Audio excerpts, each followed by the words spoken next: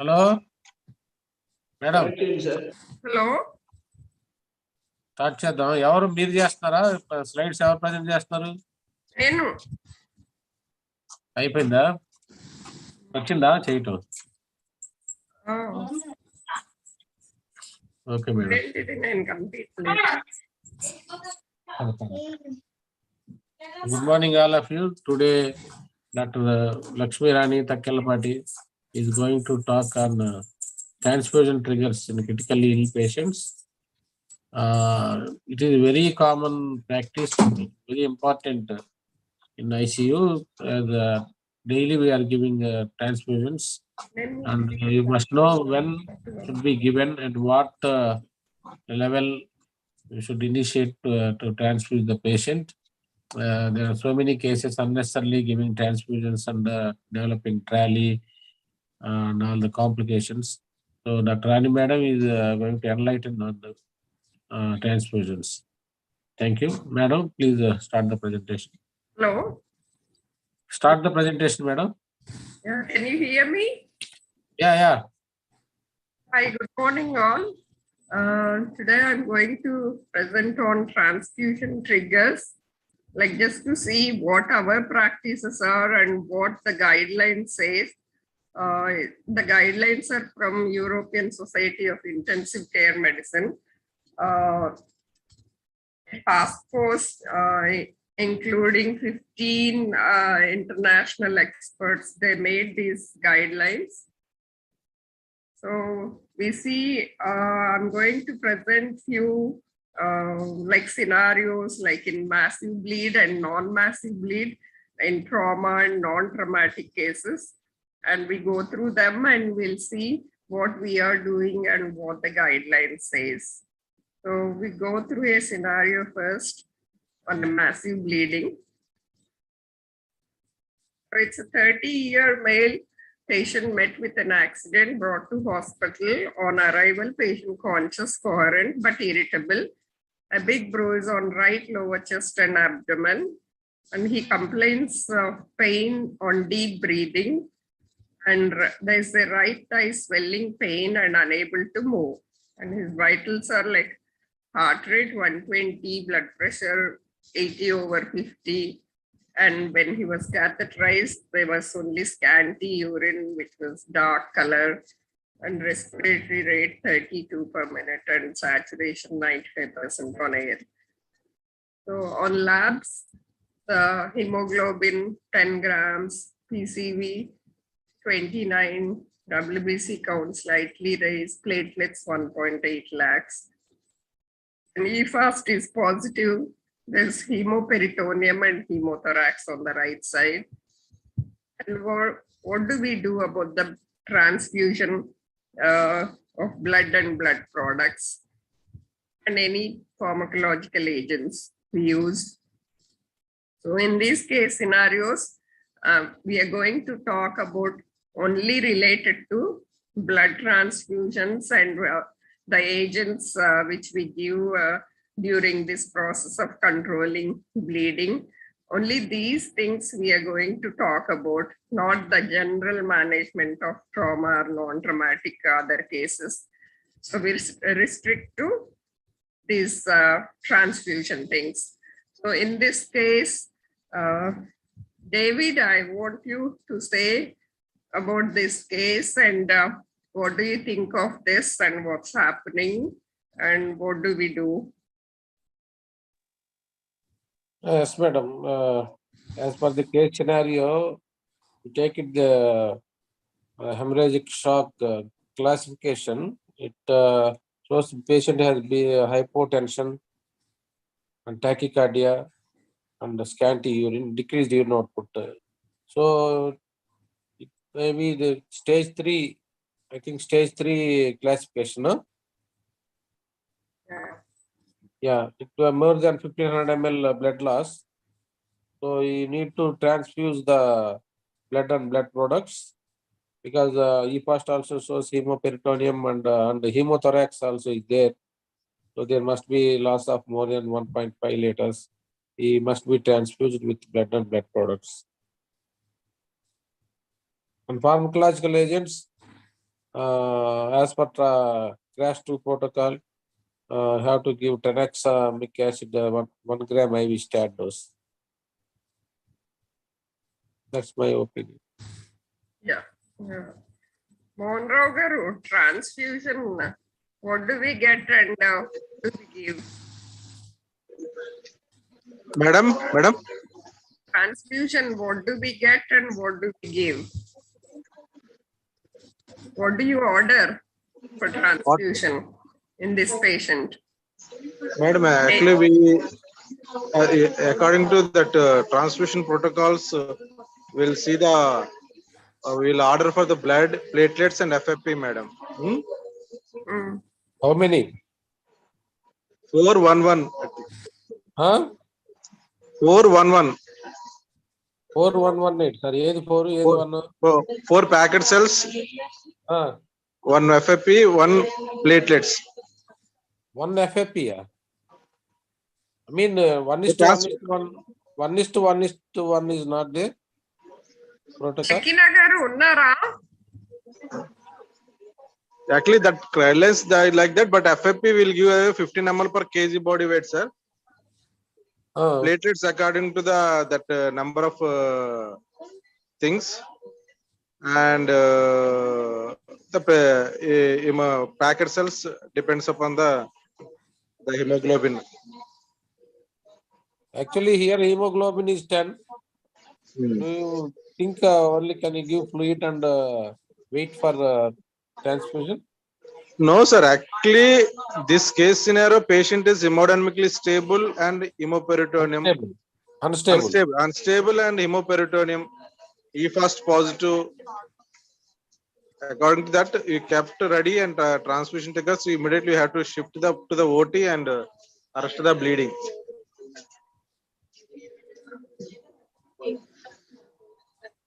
Who else is there? Satish garu, Jakina. Morning, madam. Morning. Satish garu. Vinnara case scenario?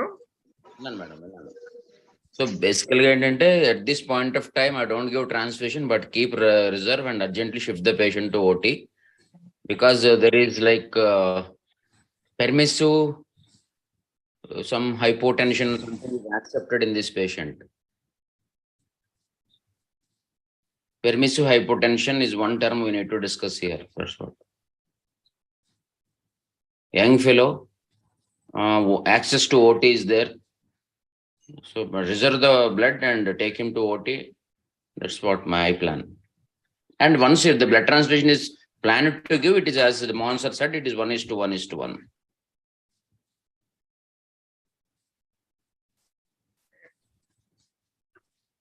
Anybody wants to say anything? Srikanth unnar kada line. Srikanth. Madam. Sir, good morning, madam. Transfusion until we'll wait for transfusion, sir, in this case. Madam, good morning, madam. Morning. Good morning, sir. Madam, Sadvara, madam. Sorry, madam. Drive చేస్తున్నాను Sadvara. Inpatient met with accident on arrival to hospital, conscious, coherent, but very irritable. Bruise on lower chest, right lower chest, abdomen, tachycardia, tachypnea, 32 respiratory rate, 120 heart rate, BP 80/50, urine scanty dark, HB 10, PCV 29, platelets 1.8, E-fast positive, hemoperitoneum, hemothorax. So what do you almost order? What do you start? HB is 10 ఉంది కదా madam, PCV 30 ఎంతో అన్నారు కదా. HB 10 ఉంది అంటే would like to అంటే I would like to keep this patient అంటే blood, platelets, FFP రెడీగా పెట్టుకుంటాను కానీ at this point I may not give a transfusion, but I will resuscitate this patient with fluid, madam. Because that's why I'm saying all others being done, we talk about only blood and blood products, pharmacological agents. These things are pertaining to our talk. So, yeah. But how much fluid you will give? Do you think Do you It's not think this is a massive bleed or not? First thing. Definitely Massive bleed or not? massive bleeding, madam. Yeah. When we know, like, anybody wants to say, start. Srikanth, you were saying something. You said you will wait and see, right? We have to definitely keep the blood product steady, ma'am. Also, when we are planning to operate or put in ICD, definitely I don't think reserve would be sufficient. Having blood in ICU is a better way, I think, especially with the hemothorax. If you are placing ICD and causing the large volume of blood to come out through the tube, so even that HB would not justify, I think, my personal opinion. Right. So here we have young patient and otherwise healthy patient with EFAS positive hemoperitoneum, hemothorax, and I also said thigh swelling and unable to move the leg. So he has a fracture in the long bone. So usually like a fracture long bones may have up 1 liter at least in that area lost, and there's a hemoperitoneum, there's a hemothorax. And as David said, this would come under class 3 of classification, bleeding classification. But anyway, labs in the immediate afterwards, after the accident, we don't see much drop in the hemoglobin unless there's a lot of fluid resuscitation happen. Acute phase, you don't see much of a drop in hemoglobin. Still, there is little drop probably. Young patient, otherwise fit and well, may have 12 or 13, we don't know, or 14, but right now we should take it on face. But it doesn't drop immediately after accident or after acute phase blood loss. We don't see much drop. So this comes under Madam, can I talk? massive bleed, right? Hello? Sorry. Madam, definitely this is massive bleed. Same type of case scenario we have seen in care hospital long back. Same type of polytrauma with long bone fracture. Patient came with hypotension, and within half an hour, patient had cardiac arrest. So this case is very patient came in drowsy and altered sensorium, confusion.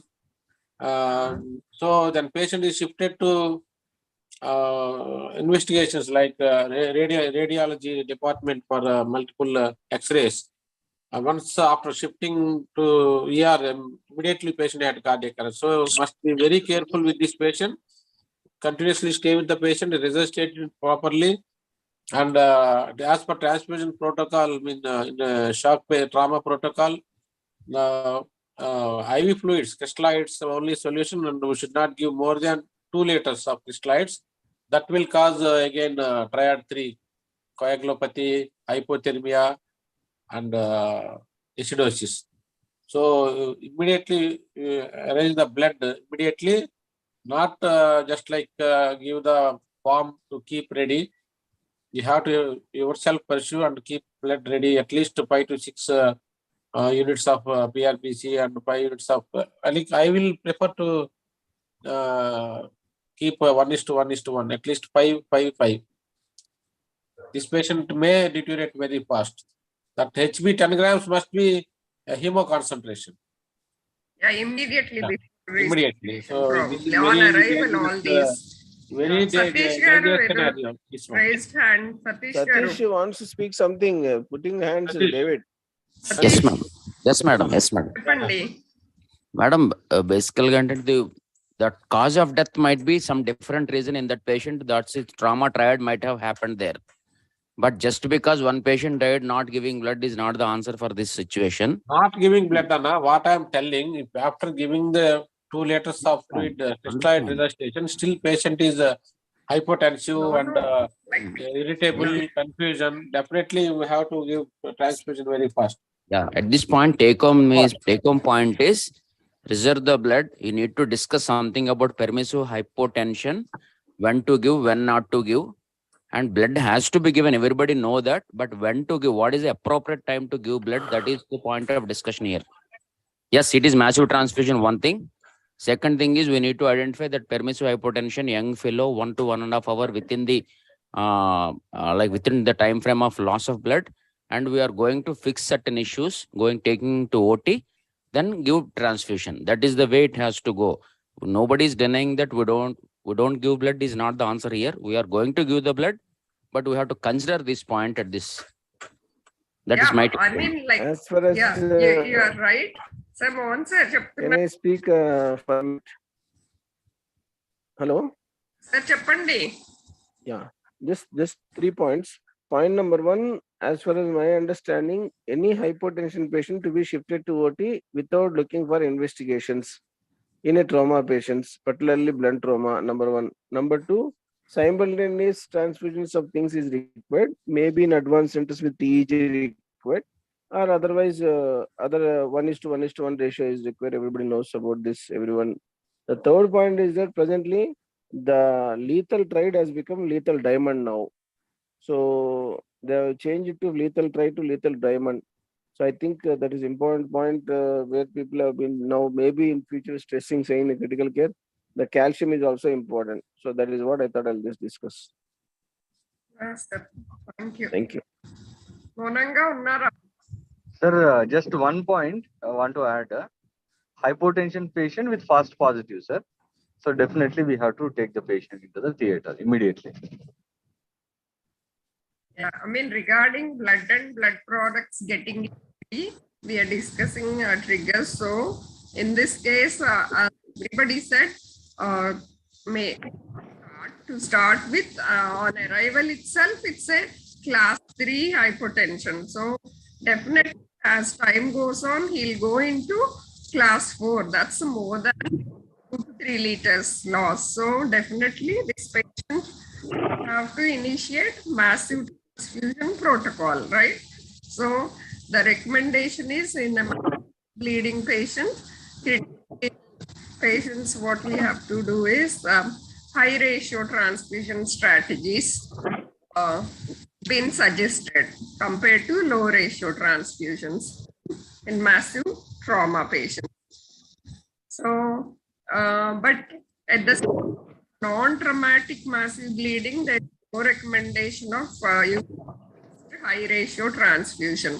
So that could be because of various reasons. In trauma patient, as we all know, trauma-induced coagulopathy is a major thing, and dilutional coagulopathy is there. So there's so many mechanisms where we have coagulopathy. So in this, we need to replace with not only blood, and we need to replace with blood products, platelets and FFP.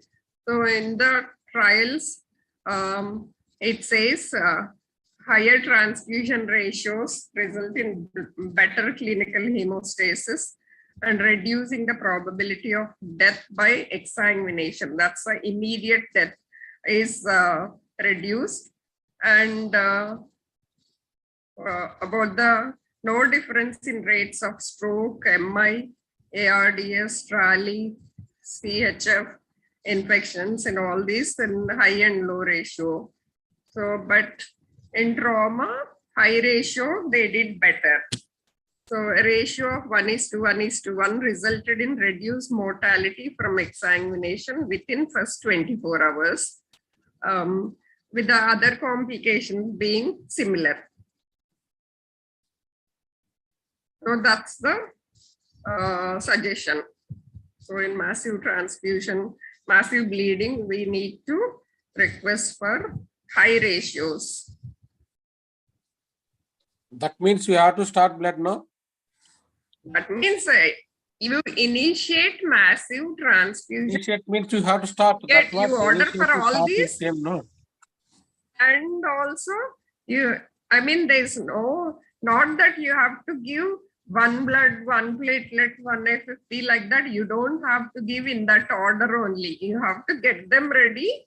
And as you get them as required by patient, you have to give them. You have to give not only blood products also, you have to give. That's what it means. And Tranexa, we all know, within 3 hours from trauma, it's been recommended. Tranexa is recommended. So definitely it's a strong recommendation, high certainty. So in crash 2 trial, administration of Tranexa results in reduction of depth. And there's no difference in DVT, stroke, MI, or need for surgical intervention. All these, no difference whether you give Tranexa or not. No increase in seizures was noted in crash 3 study. So I think we are all giving Tranexa in trauma cases. What about the fibrinogen?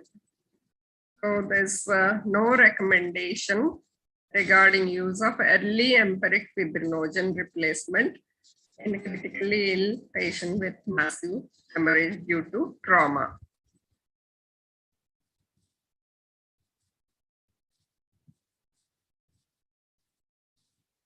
Only if you do FibTem and look at the FibTem values, then you may require to give fibrinogen.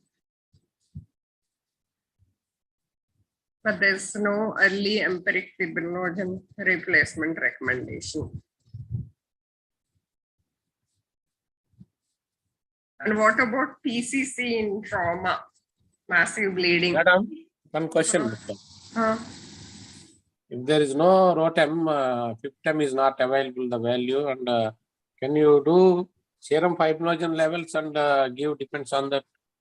yeah, I mean, unless you have fibrinogen levels or unless you have FibTem, you don't need to specifically give fibrinogen concentrates. Yeah, if you do fibrinogen levels, definitely if it is below 50, definitely you can give. Below 150 is less than normal values. You may consider giving.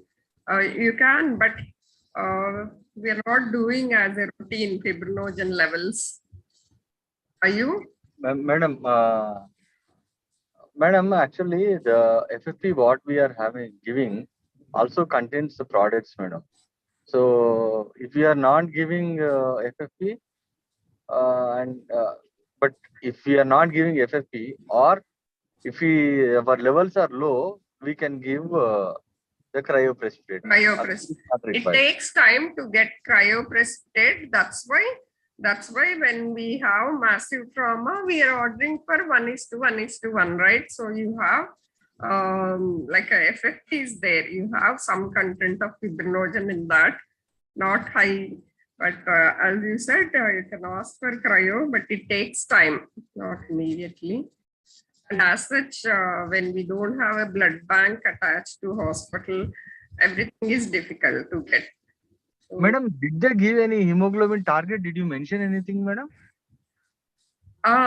We come into that in next slides, because okay, massive trauma, you don't look at the hemoglobin values. Sure, ma'am. Look at the clinical, you look at the approx blood loss, and you look at the class of blood loss. So immediately we don't see. Once we start giving fluids, or after a few hours, after a day, we see quite a bit of drop in hemoglobin. That's why we regularly check, even when you suspect liver trauma or hemoperitoneum.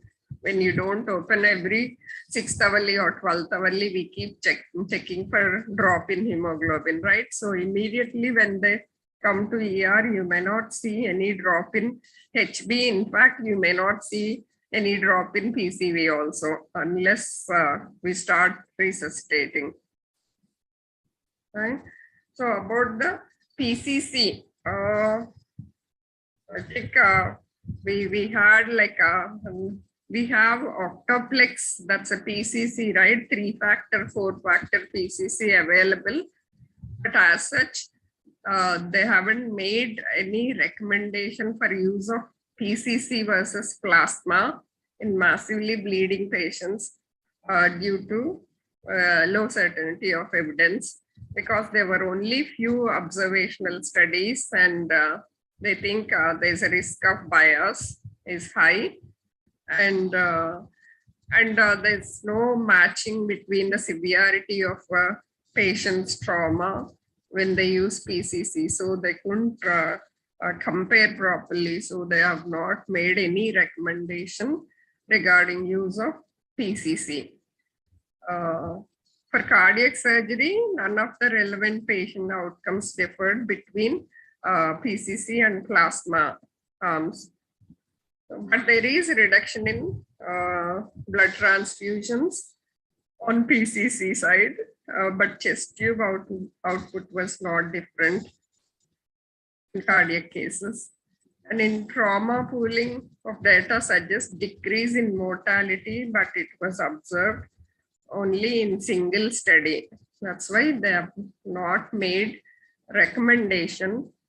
So PCC, I mean, as such, it's expensive, and I think now it's available in Vizag, but it used to be difficult to get PCC. We tried once few months ago or years ago, but we couldn't get. So when we have plasma, probably we give plasma only. Coming to Madam, it is recommended in actually not in trauma, but it is recommended in warfarin or citram induced bleeding, and also it is recommended in bleeding with hepatic failure. because And vitamin IC K bleed. dependent Vitamin K dependent factors are there factors. in this. Yeah.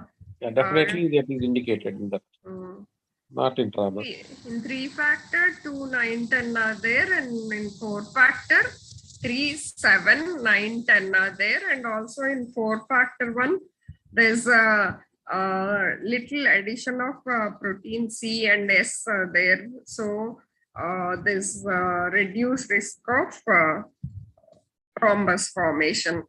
So 4-factor PCC is better in cases as David mentioned, in liver problems and protein C and protein S is actually going to increase the thrombus, kada? sir, they are like protein C, protein S deficiency unte thrombus formation vastadi. They are used for fibrinolysis. Thank you. Lack of them causes thrombus. Andukane recurrent thrombus thrombosis cases ki they check protein C, protein S levels. And also, madam, adding to the point, whenever you are administering PCC, you have to correct the underlying the three things. One is securing of the hemostasis, and you have to correct the acidosis, hypothermia, and the hypocalcemia, what Sir has told, triad. Without correcting that, if you're giving PCC, there is no use. Yeah. For PCC, 4-factor, maybe it's better to use. But anyway, they haven't made as such, not recommended, but they said it's a preferential trial we have to do on this, because there are some studies, observational studies have shown some encouraging results. This came under the priority trials. So they need some more trials before they could do some recommendation on this.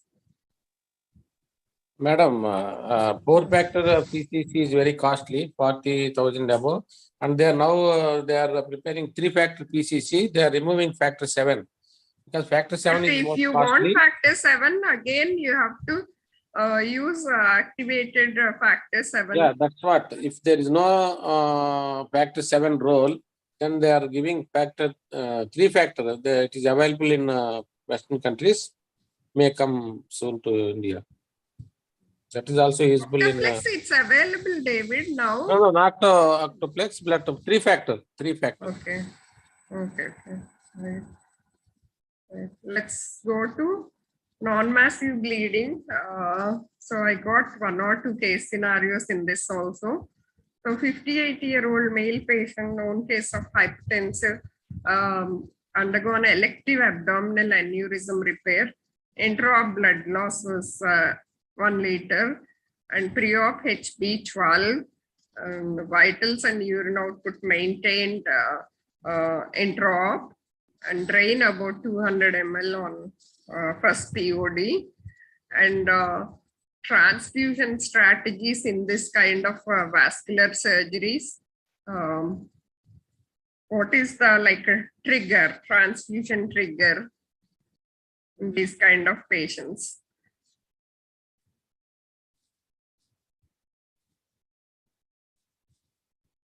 Mohan sir. Madam ఒకసారి case వెనక్కి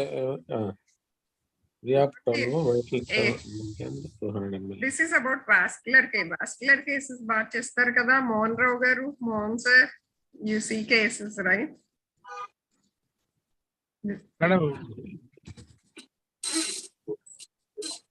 చెప్పండి sir, చెప్పండి. Madam, at this point of time, I won't transfuse with your hemoglobin. That's a pre-op HB I put. Madam, PTPDT. So what do you look for? Yeah, we have to check the current hemoglobin, madam.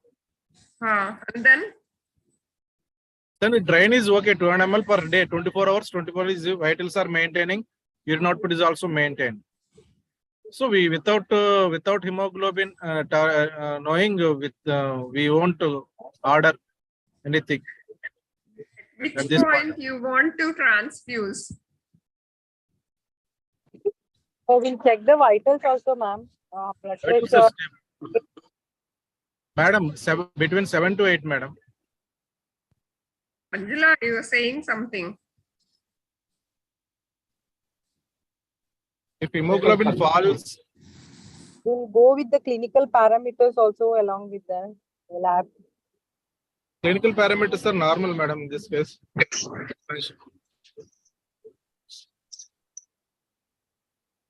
More importantly, how frequently you do hemoglobin?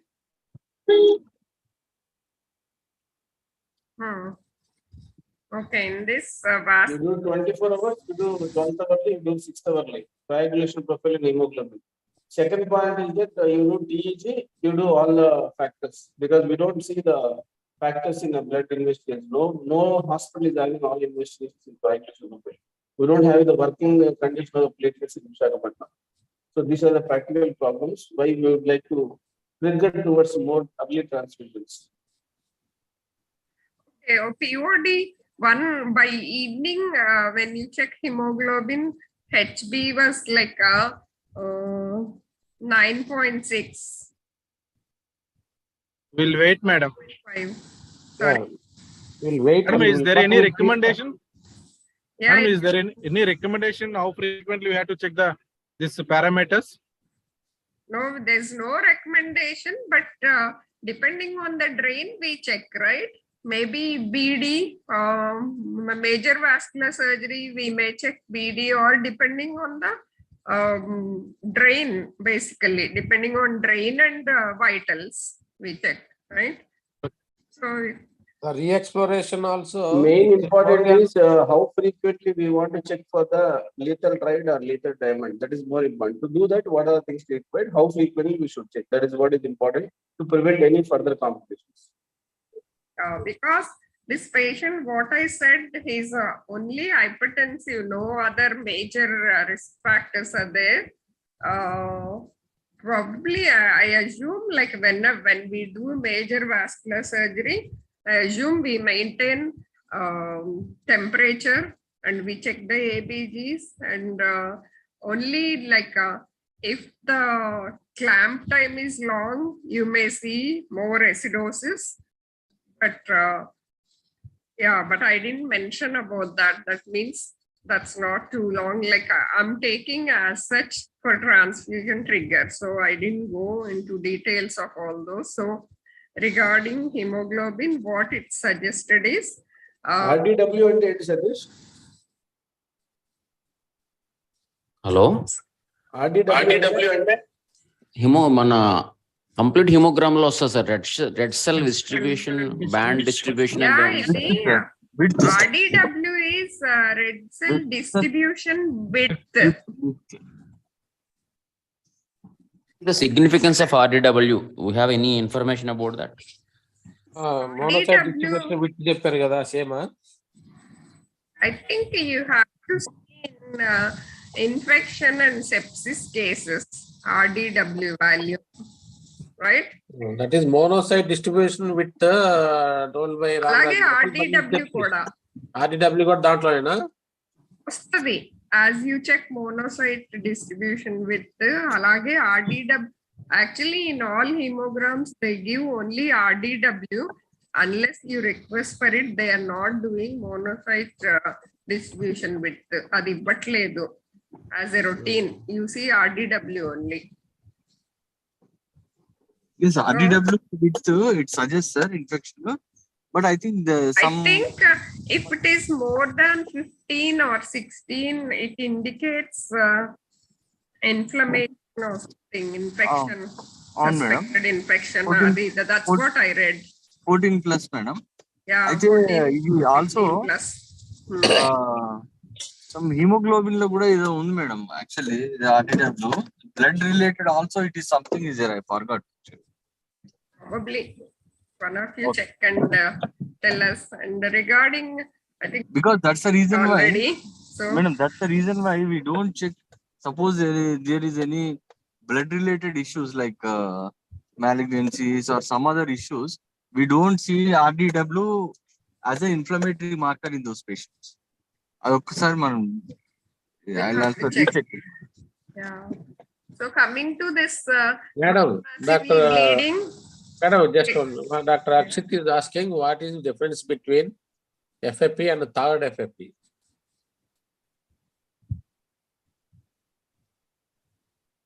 Third FFP. Is that cryoprecipitate you're talking? Third ante? Akshit? Hello? Akshit? Hello, sir. What is third FFP? Sir, అంటే ఆ word నేను చూసా sir కానీ అది అర్థం కాలేదు అందుకే అడిగా. అలాగా అచ్యుత్ actually అంటే you are getting the FFP in a liquid form here now? Yes sir. Yeah, that is actually not correct. It should be come as a little bit crushed. That means like a ice form. Frozen, frozen form, which is before transfusion 1 by 1 packet we will thaw by keeping that packet in the water. Okay, and sir. Transfuse these people, our blood bank people are actually giving after thawing, they are giving to us actually. Okay sir. Usually that is why the effectiveness also will decrease. Suppose 4 packets we got in frozen form, one packet we start thawing. After the transfusion, the second packet we start. Okay. Thank you, sir. Thank you.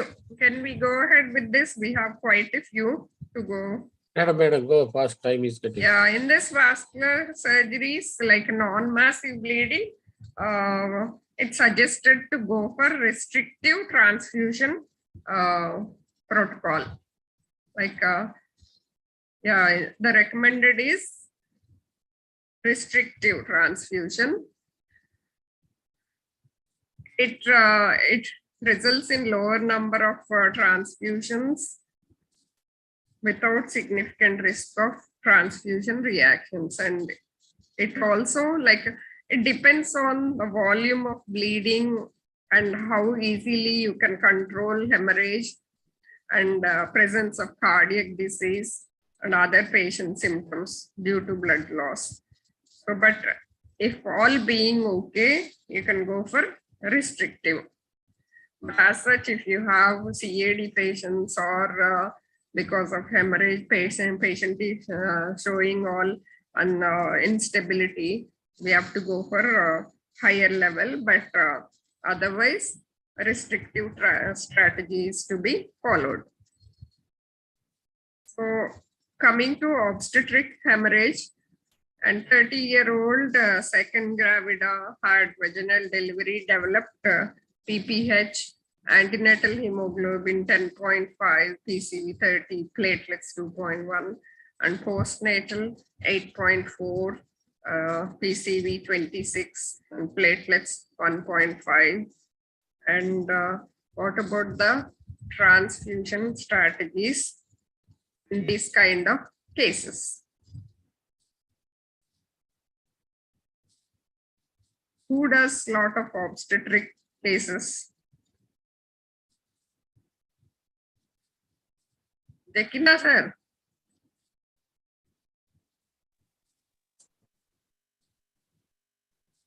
Hello? Nobody? PP hits. Hello, Yeah. madam. Huh? What about her vitals, madam? Hemodynamic parameters. Vitals probably like mildly like a class 1, class 2. Still bleeding, madam, anywhere? No, not anywhere. And she also had vaginal normal delivery. Probably Developed PPH, na madam. There is active PPH is there. didn't get much In this of case also, information. in this case also, with the scenario, patient is hemodynamically stable, we'll wait. Yeah. We'll keep the blood products. Yeah.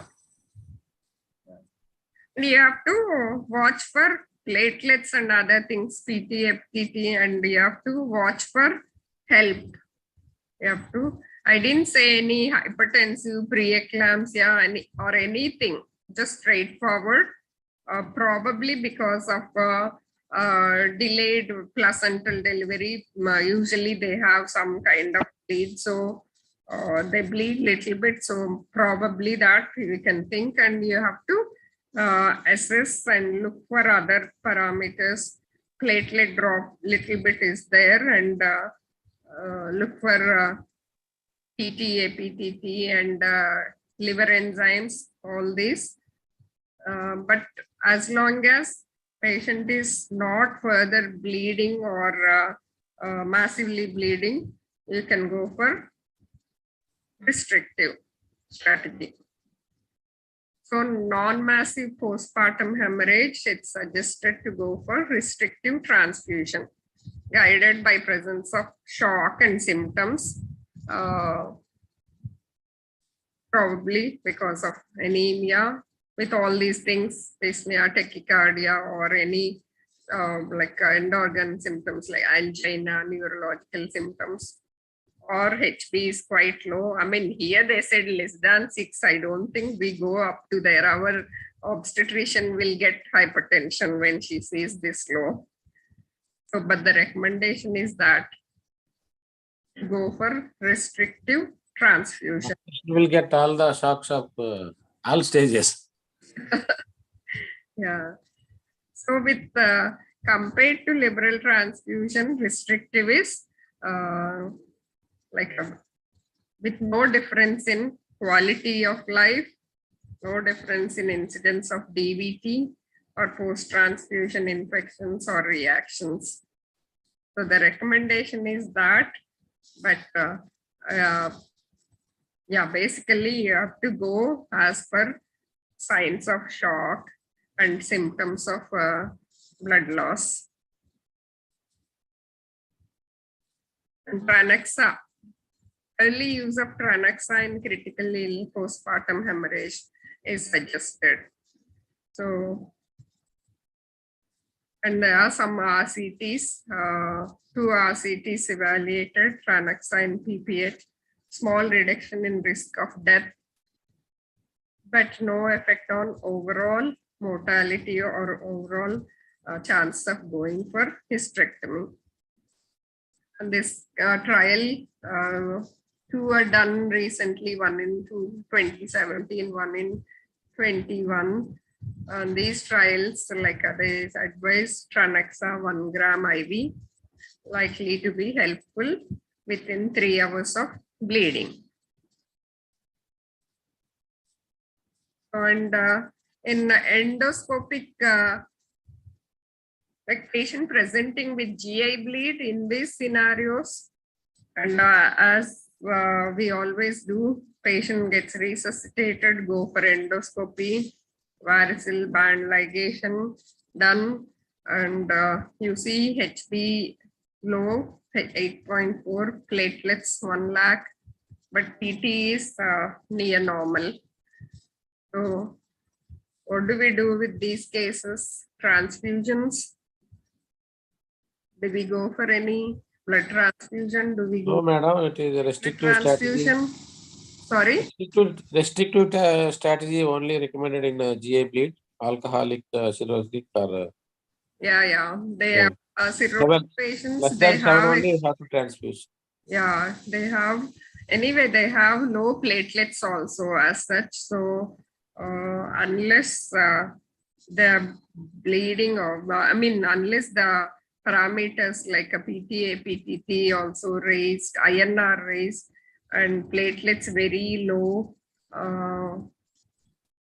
you don't really transfuse with platelets or FFPs, and hemoglobin also restrictive strategy. Non-massive GI bleeding suggested is restrictive transfusions.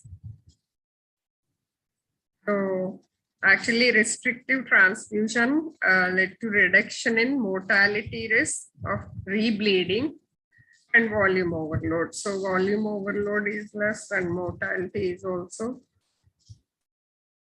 Mortality because of rebleeding is also less in restrictive strategy. And no difference in regard to stroke, MI, post-transfusion infections. And in GI bleed, there's no recommendation. Suggest not to use Tranexa in GI bleed cases. I think in GI bleed, I don't think Tranexa works.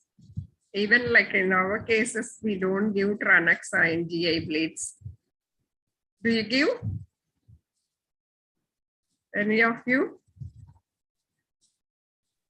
No, madam, no Tranexa on GI bleed. No Tranexa. Mainly you control with one of the endoscopic procedures, Yeah. and you transfuse blood and things as required. So restrictive transfusion and no recommendation for Tranexa in GI bleeds. In platelets, Madam, see, Yeah. the Tranexa is very popular that everyone from DMO onwards, everywhere bleeding it is giving. What is the dreaded complication last month we have seen, madam? One DMO is given in the ward Tranexa because of upper GI hemorrhage. Immediately patient developed a cardiac arrest. We revived and resisted and we revived. After that we did echo. It is showing acute anterior MI, madam. thrombus, huh? Thrombus. I don't know how frequently or. Yeah, we have also seen one patient after giving Tranexa, immediately patient developed breathlessness and we did echo. Previous echo is normal and patient had an anterior MI. So Tranexa is sometimes. Is there any dose relation, sir? Dose relation is there? 1 gram is given, but I don't know. Usually 1 gram high dose only will give, no, initially. Oh, actually, Tranexa even very slowly. Actually, high dose means if you give 1 gram 4 times in a day, that is called high dose, it seems. 4 grams in a day is called high dose. What we observed, that case sister is given with 10 ml syringe, not diluted in 100 ml. Maybe that rapid transfusion may trigger the coagulation very fast. Yeah, Tranexa you should not give rapidly. You should give at least over 10 to 15 minutes. Even in trauma, when we dose also, it's advised to give over 10 minutes. You should not give fast bolus like we should not give, and it can also cause anaphylactic reaction. That's also there with Tranexa. It can cause severe anaphylaxis also. In cardiac surgery, we have seen Trenaxa also causing the post-operative thrombosis into coronary vessels, grafted vessels also. So we stopped using the Trenaxa after some time. For what cases? Cardiac surgery, CABG, post CABG, immediately in pump we will add 1 gram of Trenaxa. We used to monitor, I know he very well know that, and there was a study on that in the Care Hospital, Kiran and Monsar previous did. And it reduce the bleeding risk, but increase the coronary thrombosis immediate post-op. Yes, sir? Yeah, I know. That's okay. That's a personal experience. But at the same time, No, it is in the recommendation exam also they question stopped. mechanism of action. Yeah. Sir, Yeah, it's later studies are there. Later some studies were published. It is not recommended, but increase the risk of thrombosis. sir, massive bleeding even in PPH, it is recommended. Trenaxa 1 gram initially start, followed by after 8th hourly for 24 hours. It decreases the bleeding, but there is a minimal increase in the renal failure and also coronary events. But that is only in the acute episode in the first 24 hours. This is maximum used in gynecology patients, Srinivas Jekina. So Yes, sir. you must That's the be reason seeing I in your told practice with PPH. your wife in your clinic.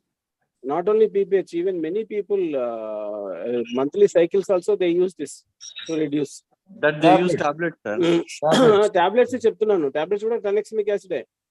అవును sir వాడతారు అది unnecessary actual గా unnecessary దాని వల్ల actual గా డివిటీలు and పిఈలు వస్తాయి చూశాను కొంతమందికి వాళ్ళు నోటీస్ చేయడం వాళ్ళకి తెలియదు అవును sir Actually, a young female, she used for that purpose, she just approached a medical shop and they've given her bottle of tablets. She used it and she thought it's useful and she used it for 3 months continuously. And she came to hospital with both lower limbs ischemia. So, enta ischemia ante completely full of thrombus, arterial thrombus, both sides, and no pulsations at all. And vascular surgeon said, we can't save legs. And she unmarried and they were looking for like matches. And first thing they noticed were almost 2 years back kada madam గుర్తుంది నాకు ఆ case గుర్తుంది పడిపోయిందంట గుర్తుంది ఆ case right so they have taken her home, like they said they didn't give consent for like amputation. They didn't want legs తీసేసి ఏం చేసుకుంటారమ్మా and they took her. I don't know, they must have lost her. anta massive extensive thrombosis ఉంది అమ్మాయికి. She used continuously Trenaxa tablets. So misuse alla cheyakoodu unless it's prescribed by doctor. They should not use on counter such things. So, Madam, with your permission, I want to ask one question to the DNB students and IDCSM students. What are the other agents apart from the tranexamic acid, antifibrinolytic agents we have? Inju, are you there? Because they are not participating in our discussion. Inju, Tripti, Shankar. Anyone? Good morning, sir. Hello, sir. Good morning, sir. Morning, Inju. Good morning, ma'am. Can you give the morning? Answer the question, please. Ma'am, aminocapric acid. Yeah. Ika. Then. Epsilon aminocaproic acid. ఇంకేదో కూడా ఉంది కదా. What else? Anybody else?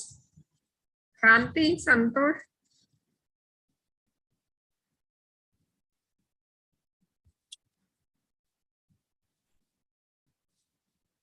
Protein, I think another one. Aproteinin, yes. Yeah. So Trenaxa not recommended in GI bleed.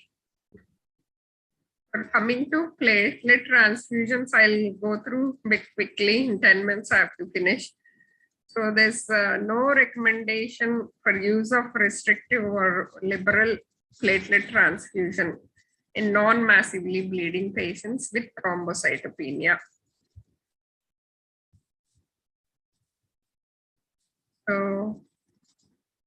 in one ICH, one study, ICH patient received platelet transfusion, but no effect on hematoma size or expansion.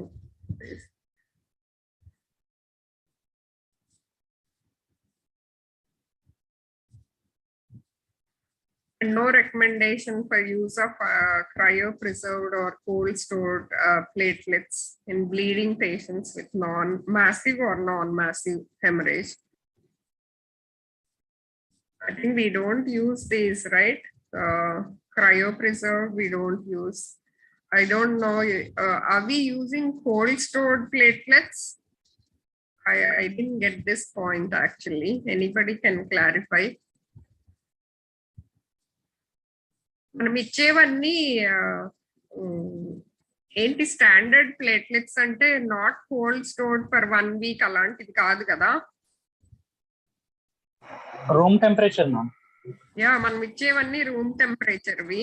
So anyway they said cold store or cryopreserved, then there's no recommendation for this. కాదు, అది అయిపోయిందా? Answer చెప్పారా? మన సతీష్ చెప్పింది third FFP third plasma గురించి దాంట్లో అడిగాడు కదా సతీష్. సతీష్ కాదు అడిగింది, అక్షిత్ చెప్పారు. And regarding cardiac surgery, Anuradha unnar kada, she's in the class. Anuradha, post cardiac surgery bleeds and role of Tranexa and fibrinogen transfusions. Any studies, any recommendations? What are our practices? Anuradha? Hello? లేరు.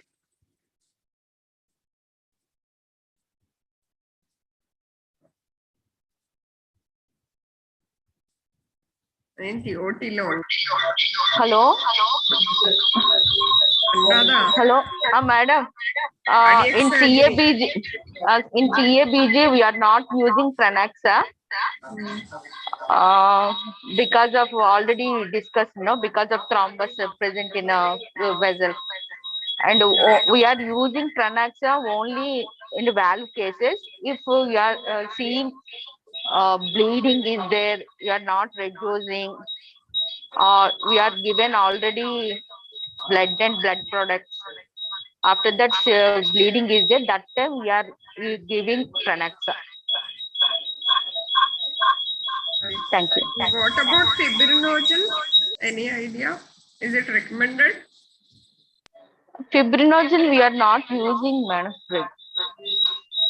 Okay. Thank you. Thank you, ma'am.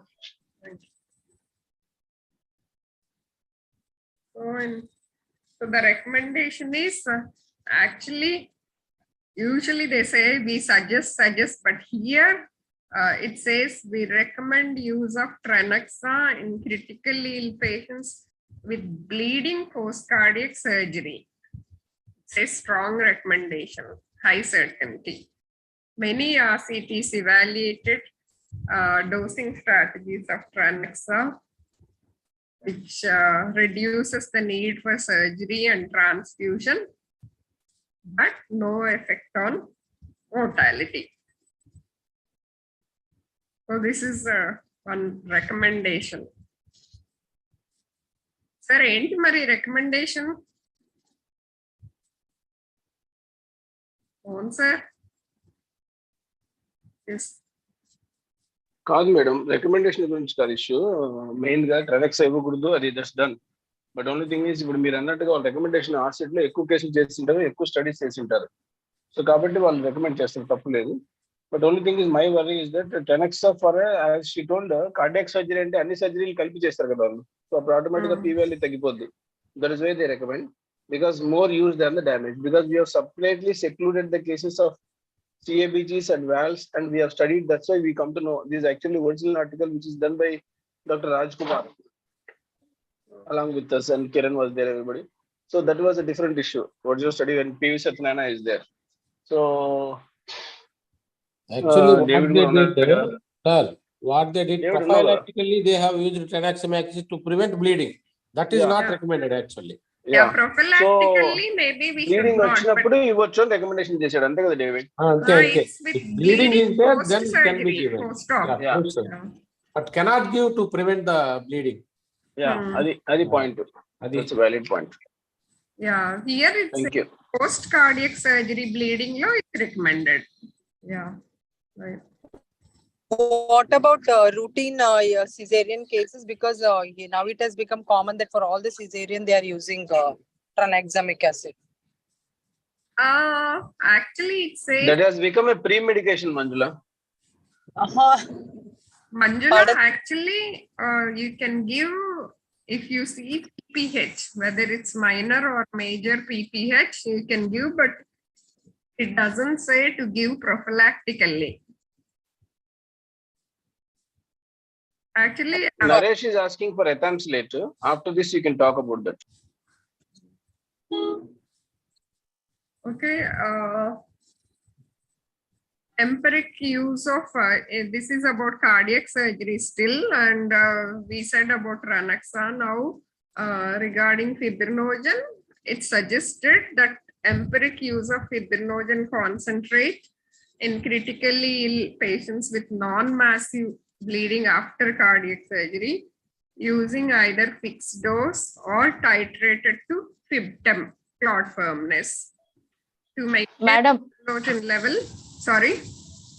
Madam, next one more thing. If severe bleeding is there in post-op, that time we are using hemostat. First bolus dose followed by maintenance. Hemostat lo emuntadi? What is the ingredient?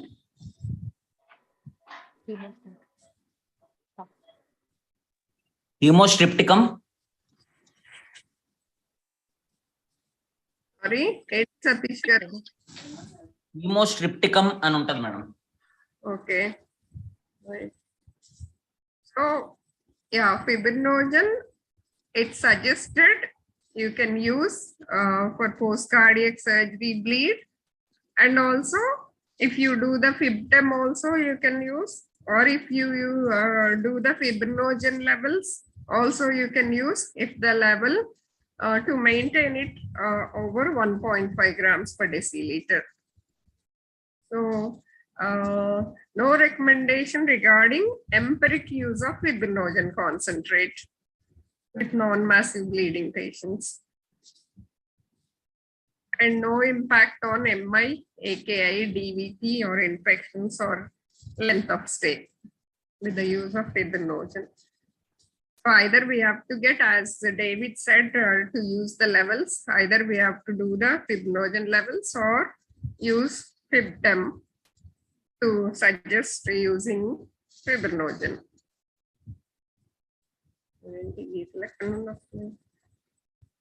So transfusion strategies in traumatic brain injury, bleed, trauma-related bleed, or non-traumatic IC bleed or SAH. I think this is the last one, so I'll take another 2-3 minutes and finish it.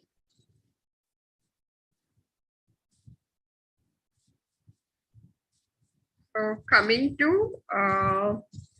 patients who are on antiplatelet therapy, it's suggested using a restrictive platelet transfusion strategy in patients with intracranial hemorrhage, whether it's spontaneous or traumatic, who are on antiplatelet therapy. And no recommendation for use of restrictive or versus liberal transfusion of platelets in non-massive bleed who are on antiplatelet therapy.